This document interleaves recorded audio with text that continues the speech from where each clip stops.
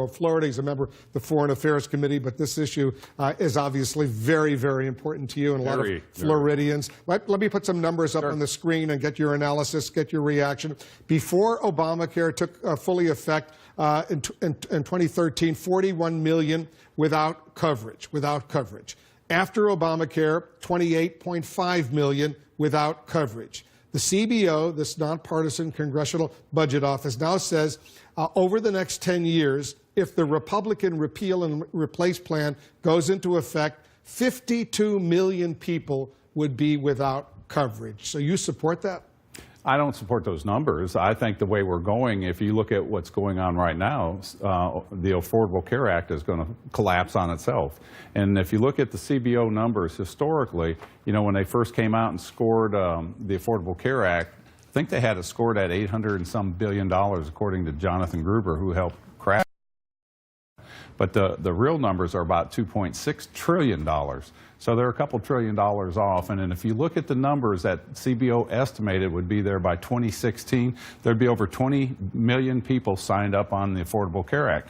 But if you look at reality, it was less than half of that. Because their numbers right now is, if this goes into effect, a year from now, 14 million more people would be without health insurance. I'll get to that. I suspect, Congressman, a lot of them would be in Florida. I'll get to that. But if you look at the numbers, CBO said there would be 20 million people, or 20 to 24 million people. But this is a new CBO leadership named by Tom Price when he was chairman of the Budget Committee. He's now the Secretary of Health and Human Services, led by a Republican, highly respected. And you're saying what? You don't respect his work? No, Tom Price, I really No, I'm talking about the new head of the Congressional Budget Office, named by Tom Price, a Republican, to lead the Congressional Budget Office. Right, but if you look at the numbers, they were wrong on the numbers. And if that was a different team. This is a new leadership. I realize that. Led by Republicans. But if you look at the numbers that they said we're going to pay for it, there was going to be almost 9 million people, and it's only 6.8. So these numbers that are being projected now,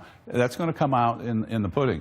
If you just were to do what we were doing with the Affordable Care Act, there would have been a lot of people lost their insurance just because of the collapse. Aetna was pulling out. The other companies were pulling out. People were going to lose. Well, let me ask you this, because the White House says they welcome the numbers in this CBO report, and I've gone through the whole thing, when they say, and this is music to your ears, that if the Republican plan goes into effect, it would reduce the federal deficits by $337 billion over the next 10 years. You like that part of it? I love that part. Yeah, so why do you like that part, but you're willing to reject the other part? Why is that number accurate and the other number is not accurate? I think the biggest thing is, if you look where we're going to be 5 to 10 years from now, if you look at our discretionary spending, $600 billion of that is military.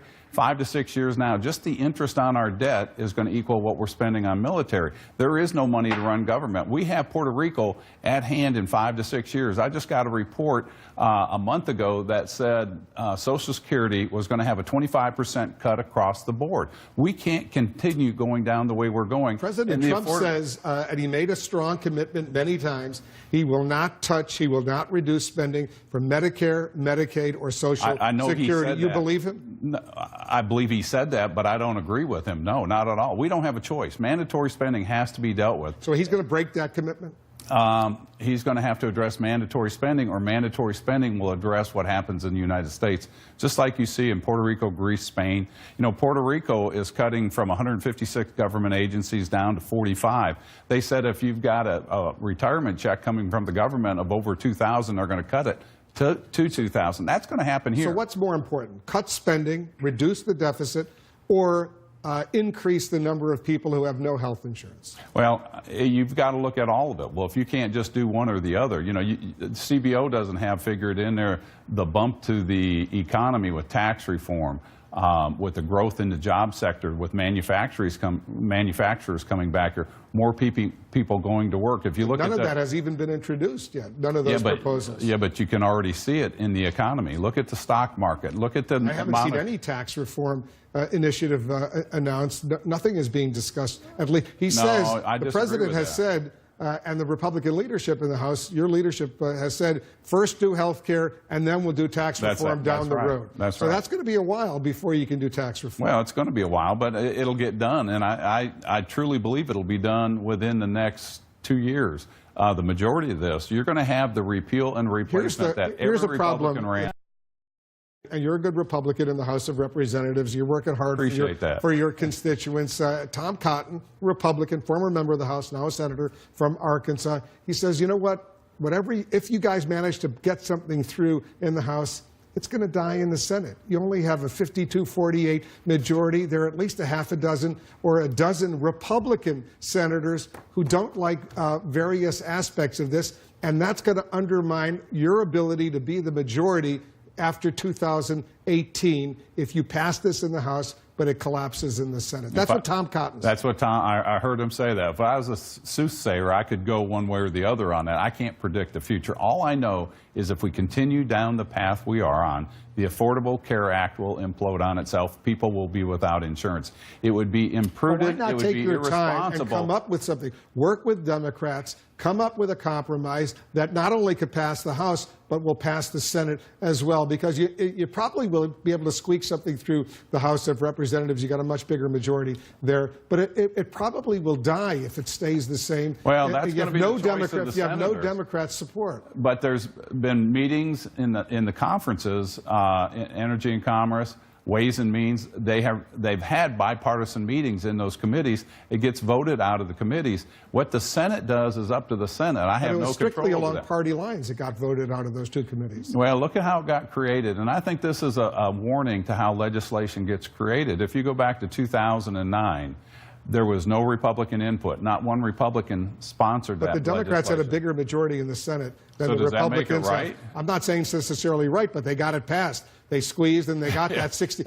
You will need, for big chunks of this, you don't only need 51, you'll need 60 for phase 2 and phase 3 of this proposal. You think you're going to get that in the Senate? It's going to have to happen. We have no choice.